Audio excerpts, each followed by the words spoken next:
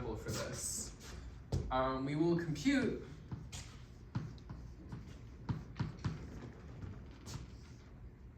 integral over c of, let's say, 1 over z plus 3I times z minus 3I. And let's take the z minus 3I to the power of 4 dz. And I need to specify what c is, of course. So let me draw c.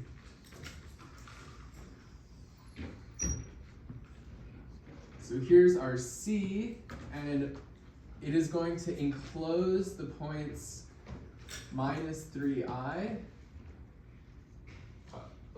The points positive 3I and minus 3I. Okay, so maybe you can do this with partial fraction.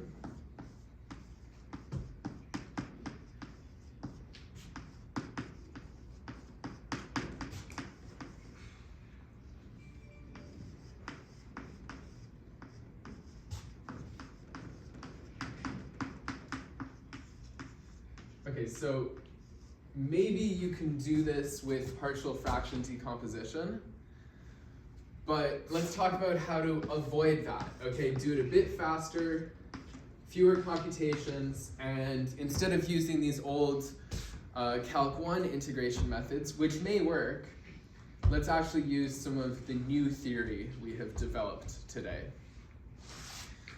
or in this course rather. Okay. So let's get right into it. So this is a situation where there's a few little singularities we can pluck out, and everywhere else will be analytic. Okay, so analytic away from singularities.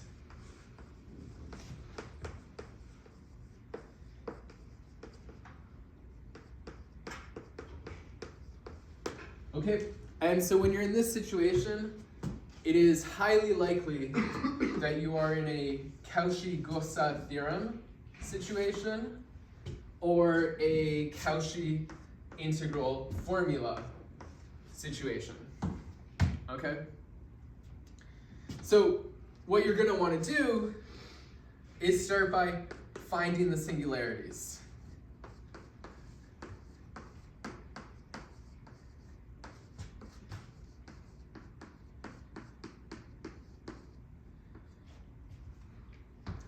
And in fact, you know what? Let's really justify this problem in such a way that partial fraction decomposition won't work. Okay, so I'm going to change it. I'm going to put a sign z here. Put a sign z here. Okay, and now partial fraction decomposition really will not work. Okay, so I have cruelly disposed of our Calc 1 methods. Now we really do have to use the new theory we've developed in this course. Okay, so we have that sign z up there. So we want to find the singularities, okay? And it's not too hard to see. I hope you guys will agree with me. The singularities are occurring when the denominator equals 0, right? That's where we're having issues. Okay, so the singularities are these points where we have z plus 3I times z minus 3I to the power of 4 equals 0. Those are where our singularities will occur. And so we have two singularities. Z naught equals minus 3I, and Z1 equals positive 3I. Okay, so are we on the same page so far at this point? Okay, so we just found the singularities. We really haven't done anything yet. Okay, so Cauchy integral formula tells us something when only one singularity is enclosed. Right, so the Cauchy integral formula is looking at, has this sort of form. The nth derivative at a point z naught is n factorial over 2 pi I times some kind of integral.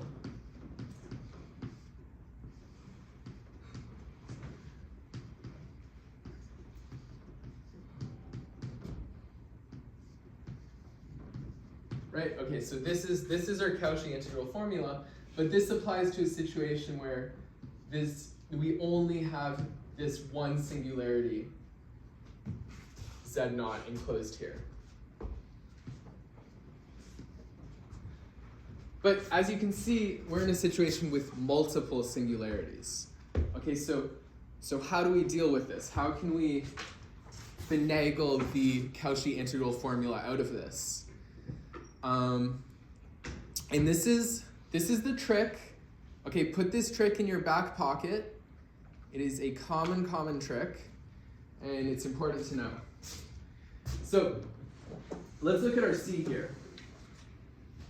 So let me try to draw the same thing, more or less. Okay, so we have C, we have this 3i, and we have this minus 3i. This is what we're going to do. We're going to go artificially place this new line segment. Okay, let's call this line segment D. All right? And so let me say something extremely trivial. The integral over C, well, that's the integral over C plus the integral over D minus the integral over D. Make sense? Okay, fair enough. And so this is how we're going to chop it up. We're going to chop up our C into these two regions. Up here, we're going to have C1, oriented counterclockwise, and down here, we're going to have C2, oriented counterclockwise. And what's going on here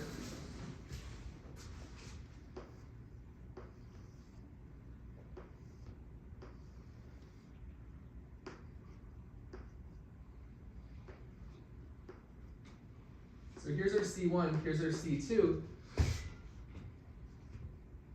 We're just going over C, but we're going to go across D in one direction and back the other direction. Okay, so this contribution of D, when we go this way, cancels out with when you go this way. Right? They're going in opposite directions, so we have a cancellation. So in fact, using this observation here,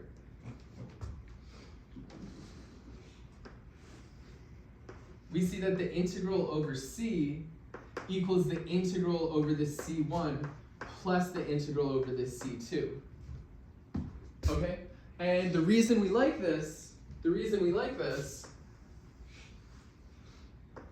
is because our C1 only encloses one singularity and our C2 only encloses one singularity. Okay, so now we're in a Cauchy integral formula situation.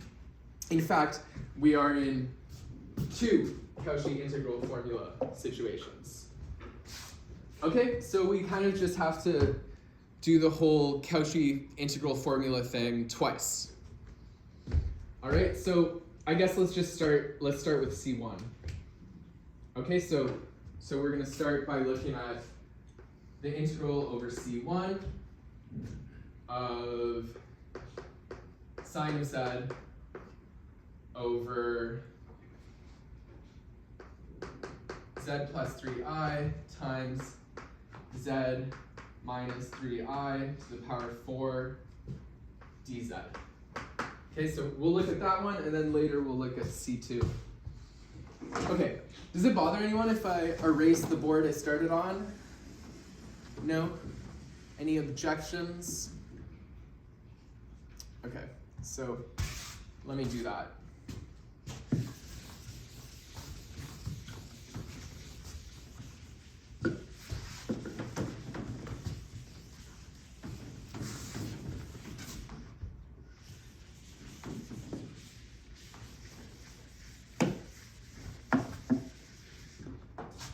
Okay, so let me rewrite this.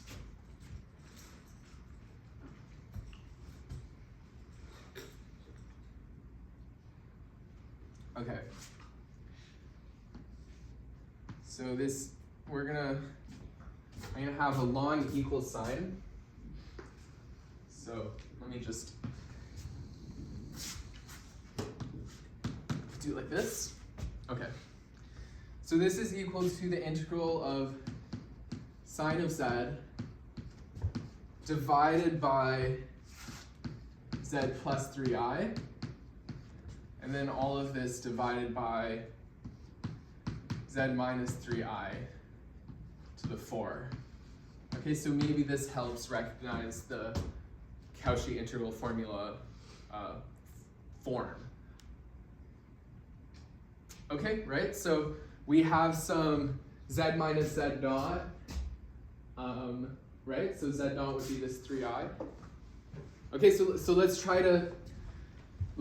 just plug and chug, get this Cauchy integral formula thing going. Okay, so our z naught is 3i.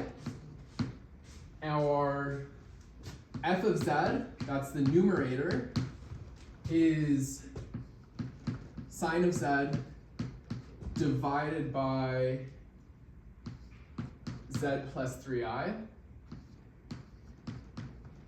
Okay, and the Cauchy integral formula also has this n floating around.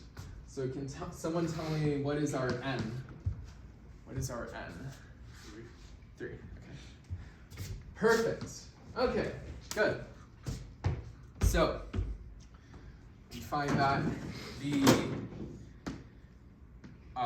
third derivative at z naught, okay, so this is the Cauchy integral formula.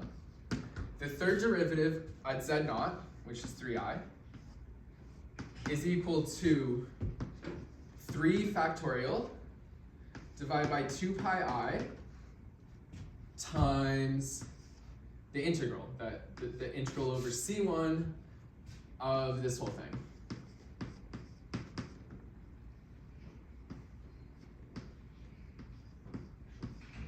Z plus 3i, z plus 3i, z minus 3i to the power of, let me write this 3 as 3 plus 1, just so we can really recognize this Cauchy integral formula.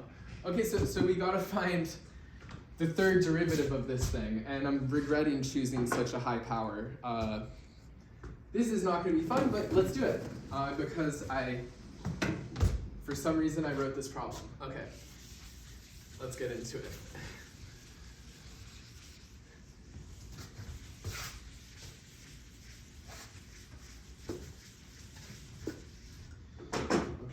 So we're computing this integral by computing derivatives.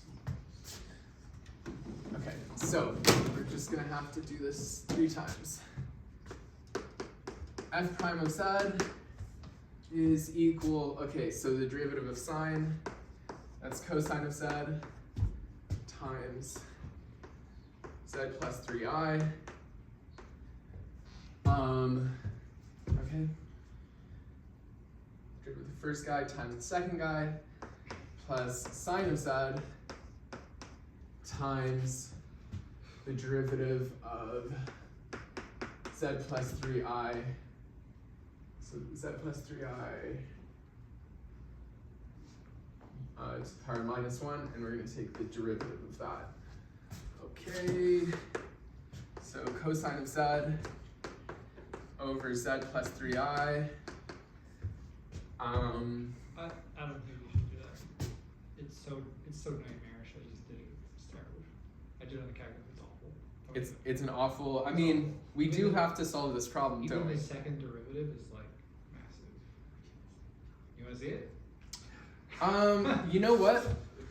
A question like this is fair game on the midterm, so we're gonna do it, guys. Okay?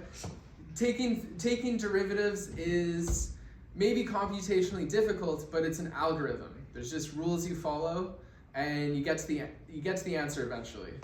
Okay? So it's gonna suck, but hey, this is what tutorials are for. Okay? Get through the hard problems together, and so we're doing it with the power of friendship. Okay, so let's do this. So, plus sine of z. All right, head up, guys. This will barely phase us. Okay, the derivative of this guy, power rule takes the -1 down, and then you just take this z plus 3i, and it becomes the power of -2. All right, we already got the first derivative.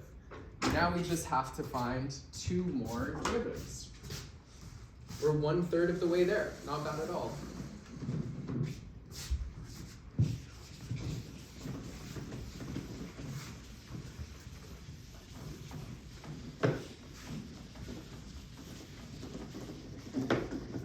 Alright, so probably today's tutorial is ultimately going to be one lengthy, informative example.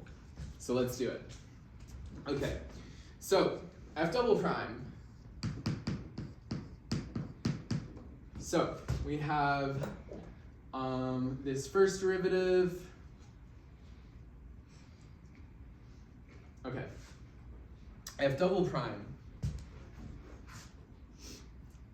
I am starting to regret this, but we're doing it. Okay, so the derivative of cosine, that's minus sine of z. Times, so z plus 3i. Z plus 3i.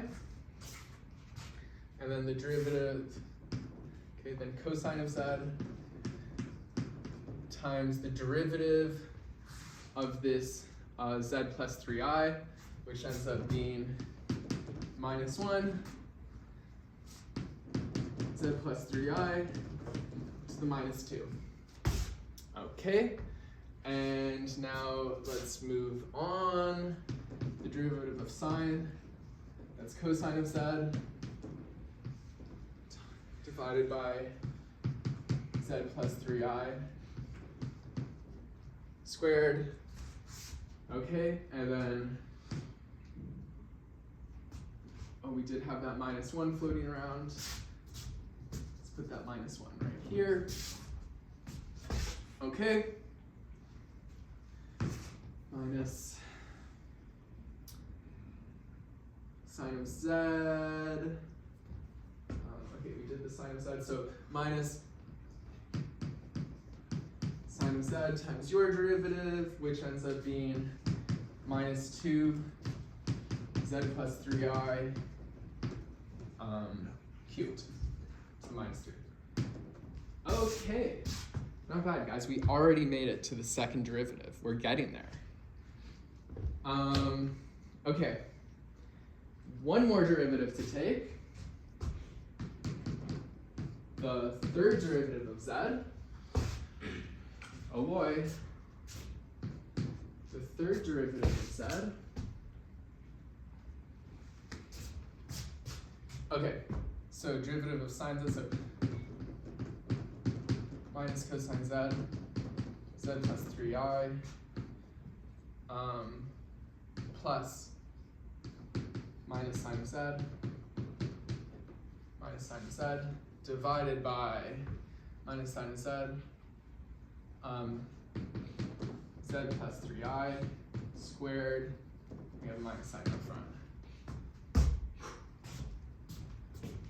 Okay, derivative of cosine minus sine. So we get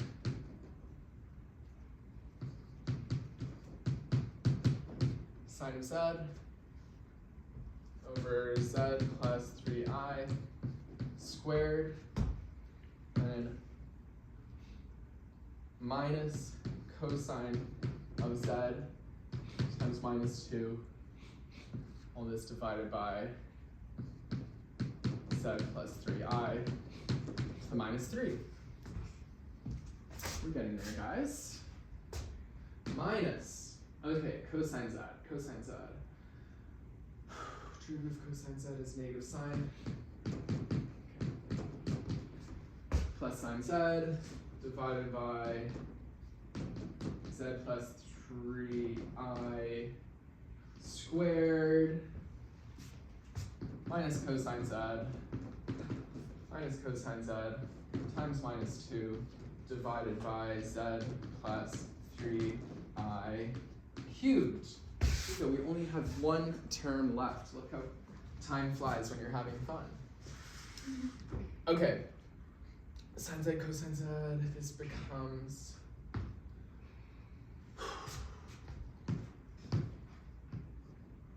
so here we have 2 cosine of z, 2 cosine of z, divided by 2 plus 3I cubed, and then minus 6 sine of z, minus 6 sine of z, divided by z plus 3I to the power of 4. Okay, so we have this horrible, horrible expression, but this works for our proof of concept. We found the third derivative, and now we just need to plug in 3I. Okay, so the third derivative at 3I, okay, so just plug it in there, not sure what you get. The third derivative at 3I is equal to 3 factorial divided by 2 pi I times our integral. Well, let me just write the original integral. So over C1 of sine z, z plus 3I times z minus 3I to the power of 4 dz. Okay, and then you just do a little bit of rearranging, and you find our integral over C1 is equal to, so this is 6 over 2. Okay. Pi I over 3 times f triple prime of 3I. Okay, so I didn't bother actually plugging in 3I, but you know, if you guys are so inclined, go ahead and plug that in and figure out what that number ends up being. But you know, I just conjured up this question out of the blue, so naturally the numbers are going to end up being horrible and unmanageable. Okay, all right, so it's this thing, and whatever that is, just plug 3I into here, not sure what that is. The other integral won't be so bad. Okay, so the integral over C1 or over C2 is not so bad. So now let's express our function as sine of z over z minus 3I to the power of 4, all that divided by z plus 3I dz. Okay, and so now our second integral is only enclosing the singularity negative 3I, right? So we want to, maybe I should write this plus 3I as minus 3I. Okay, and so let's look at this one. So the picture to keep in mind, we have this sort of thing going on. Here's our C2, and here's the point minus 3I. Okay, and keep in mind how the Cauchy integral formula works. It tells us that the nth derivative at z naught equals n factorial over 2 pi I integral over c f of z over z minus z naught to the n plus 1 dz. Okay, so here we have this integral. What is our f of z? What is our f of z? Yes. Sine z over z minus 3i to the power 4. Exactly. Okay, so sine of z over z minus 3i to the power 4. What is our z naught? Z naught? Minus 3i. Minus 3i. And what is our n? 3. Or sorry, 0. Okay, very good. All right, so now n equals 0, so we don't have to take any derivatives this time. So the first one was quite horrible, but the second one will be quite pleasant.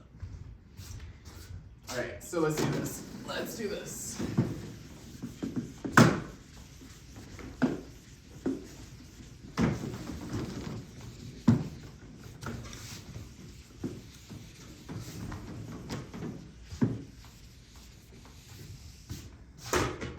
Okay, so we have, okay, our n equals 1. So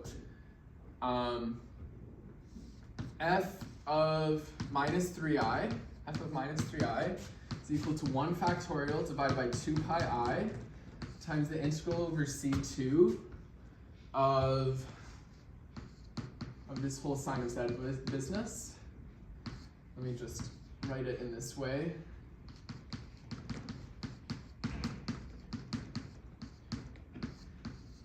dz. Okay, and so this is not so bad, right? Our f is a nice, manageable thing this time. Okay, so what do we find?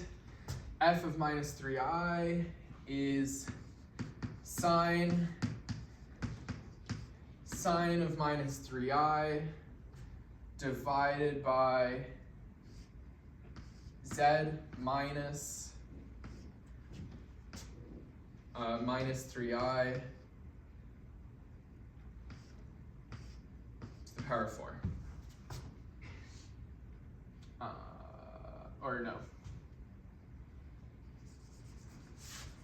Z so minus 3i to the power 4. Yeah. That is our f of minus 3i. From here. Okay. And maybe we can simplify this a bit. So sine is an odd function, so pull that minus out. Divided by minus 6i to the power 4.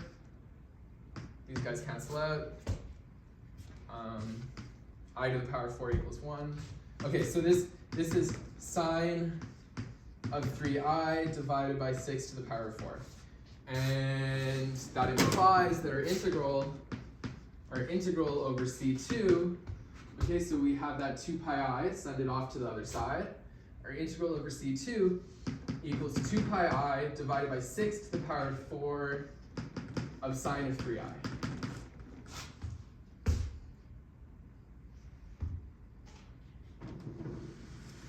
And so, let's put it all together for a nice conclusion. Let's put it all together. We find that the integral over c of sine z over z plus 3i times z minus 3i to the power 4 dz. Well, that's just the integral over c1 plus the integral over c2. The integral over c1, we computed as this pi I over 3 times, let's just call this number, let's call this number w for what the heck is that, okay? Because we didn't bother actually plugging in w equals 3i. So times w, and then plus this funky term up here.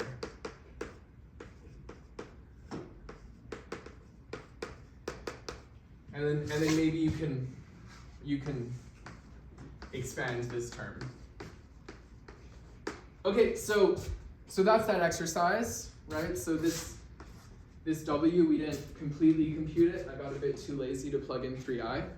But that's the proof of concept, okay? So we had this integral, and we were almost in a Cauchy integral formula situation.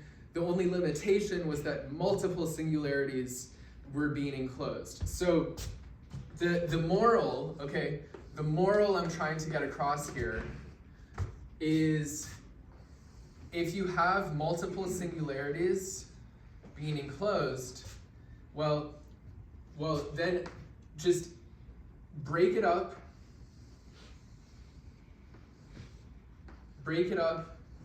into two guys, each enclosing a single singularity. Okay, so if this is C, up here we have C1, down here you have C2. The message I'm trying to get across here is the integral over C is the integral over C1 plus the integral over C2.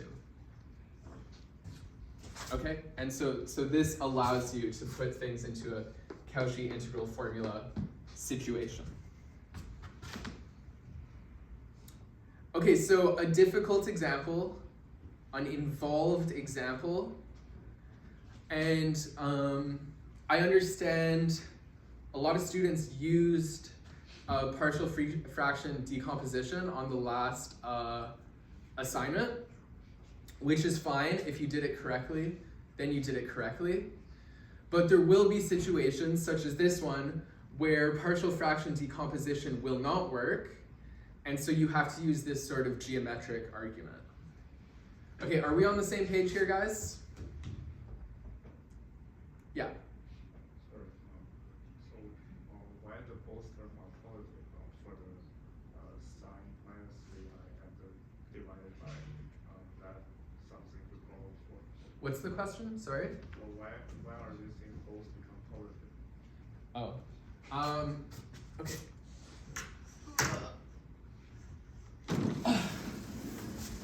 Okay, so here we get on the bottom, here we have minus 6i, but we're raising it to the power of 4. So I think you made a point. I think you're right. I made a mistake here. Yeah. Okay. Good observation. Very good observation. So that was a test to make sure you guys were all paying attention, of course. Okay, so this was a difficult problem, which tends to happen when you just conceive the problem out of the blue and just put some random stuff down and see how it works out. But I can't stress enough, this is the moral here, okay? When partial fraction decomposition doesn't work, break it up into multiple simple closed curves, each enclosing only one singularity. Make sense? Okay.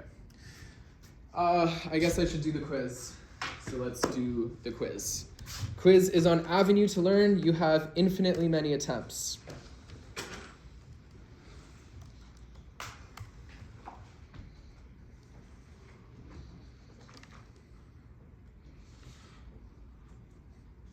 All right, I just opened it. Can you guys see it? Are we seeing the quiz? Yep, okay.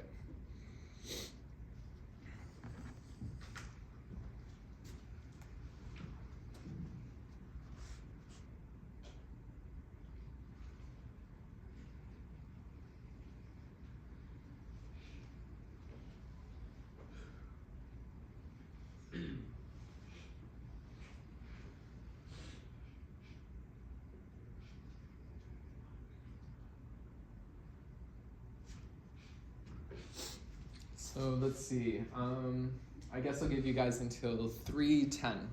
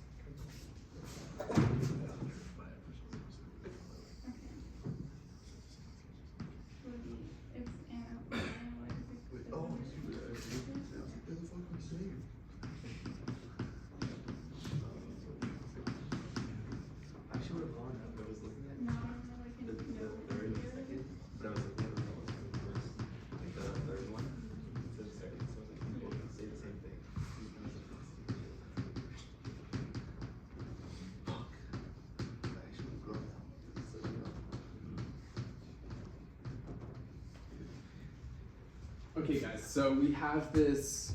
Yeah. Question, probably a stupid question, but if we're looking at those singularities, we have those values, but if we look at any other point in C for that previous question, would it be 0? Because it's analytic everywhere except those points? If Or we just can't if your simple closed curve does not enclose any singularity,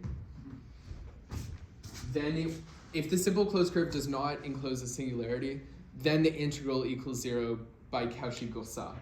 But what if it has a singularity, we would just want to look at a different point somewhere else, like within the closed curve, say somewhere, right next to it, or, as long as it's within C, can we say anything about that value? What do you mean by look at a As in different we can- point? Can we find the integral at that, like we're looking at the singularity points, right?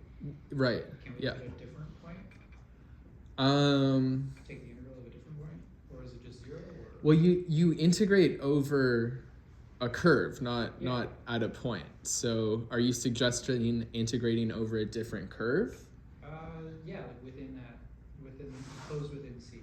Right. Okay. Yeah. So, if you have another curve like this, if this is your other curve, you'll get the same answer. If your other curve is like this, then this curve doesn't enclose any singularities. So this will give you 0. So the second curve would be the same as the first curve? Yeah, because it's enclosing the same singularities. Yeah. So it's like independent of the curve, it doesn't matter what the curve is, as long as if it encloses the same singularity. If it encloses the same singularities and if it's oriented the same way. And it's oriented the same way. Yeah. I'm So assuming that because of the winding number stuff, that would change it too. So if we Yeah. get a different winding number, that would affect it, but other than that, it should be the same. that's a good question. So if this is your C, and then someone gives you a C prime, which does this, okay, so C prime is winding twice around, but we're looking at the same function, well, the integral over C prime will just be twice the integral over C, right? You're going around it twice, yeah. So that's how the winding number stuff works, yeah. Okay, yeah, go ahead. Do you calculate winding number in some way, or do you just look at it? You just look at it. I mean, there is a formula. There is some very contrived integral for winding number, but in practice, you don't use that. That's more of just a theoretical thing. In practice, you're just you count how many times. So, for this point here, Z0, the winding number will equal, well, it depends on the orientation. The winding number will equal 1 because this is only being wound around a single time. However, let's see, if you go, this is going once, twice, 3 times. Yeah, so for this point here, let's call it Z1, the winding number would equal 3 because we're going around it once, twice, 3 times. Yeah. So in practice, you just look at the thing. Yeah.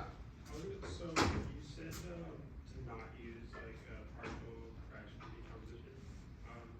If it works on the test, can we use it, or do we have to use it on the test? If it works, use it. I mean, if that's what you're more comfortable with, you won't get points deducted unless the question explicitly says don't use partial fraction decomposition.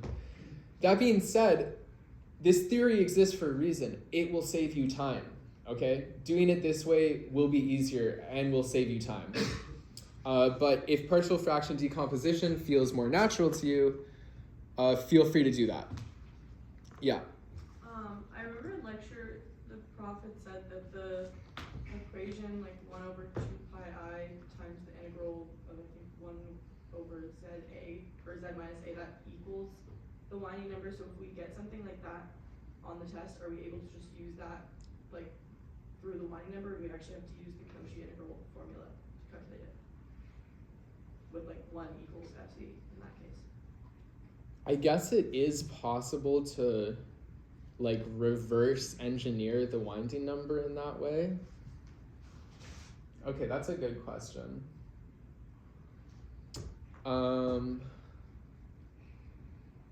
Okay. So guys, now is the time. There's 7 more minutes. Midterm on Thursday. Ask all your questions. Anything you might be worried about on the midterm. So let's address your question here.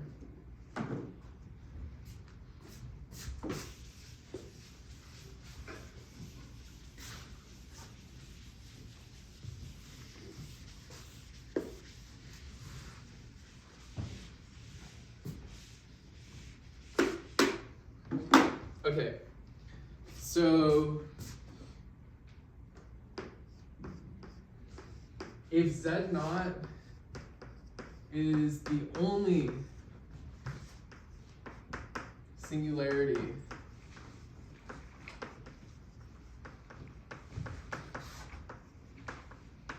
with winding number non-zero, okay, the usual Cauchy integral formula is telling us this.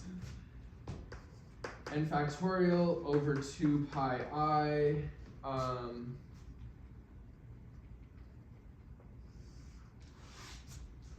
times this integral over C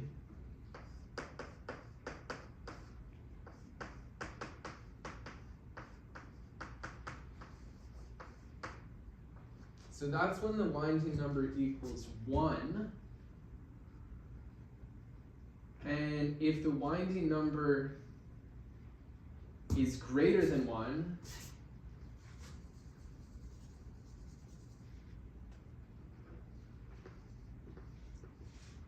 this just has the effect of multiplying by the winding number. So I guess probably what you saw in lecture is if you know everything except for the winding number, you could then isolate for the winding number in this equation. So I guess in a way you could reverse engineer the winding number from everything else. Right, like for example, you could, I'm trying to figure out what you saw in lecture. I can show it to you. It was in one of the proofs, but the equation was that the winding number equals 1 over 2 pi times the integral of just 1 over z minus a. Oh, I see. Yeah, So sure, you can okay. use that? Yeah, I guess you can use that. If you have a picture of C, like we typically can easily picture it, and you can read off the winding number that way. But if you don't have a picture of C, and the only information you have, 1 over 2 pi I, right? Yeah. And the only information you have is 1 over... If this is the only information you have, then, you know, if they tell you this integral equals something, then sure, you can reverse engineer the winding number from there. That's fine. I guess I'm also just wondering, because like I used that in the assignment, because one of the, like, if we did partial fraction decomposition, it came out to that. So is that fine if we use that as the winding number instead of Oh, I see. using Cauchy integral? Yeah, It that just sounds looks like a... simple, so. That seems like a perfectly valid solution. In fact, it seems like a good solution, a beautiful solution. But that being said, the partial fraction decomposition stuff on the assignment, it worked because you had things that were of the form 1 divided by a polynomial. Okay, so that's why the partial fraction decomposition stuff worked. But if you have something else, if you have like e to the z divided by a polynomial, the partial fraction decomposition stuff won't work anymore.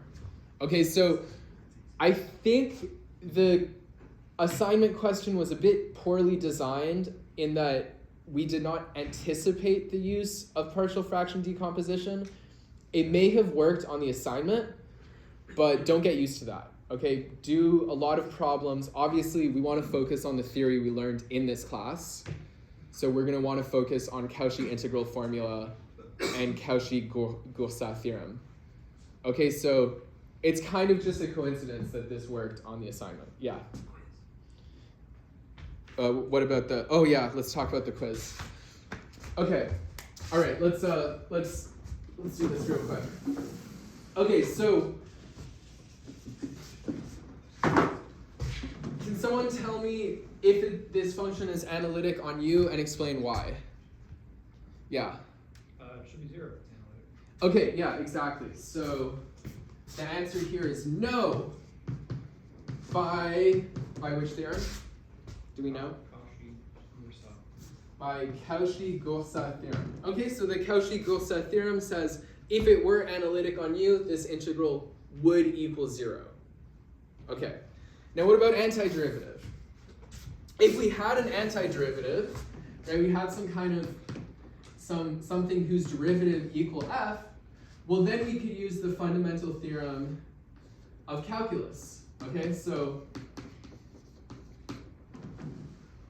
remember, if you have a curve like this going from W0 to W1, if this was your C, then f of z dz,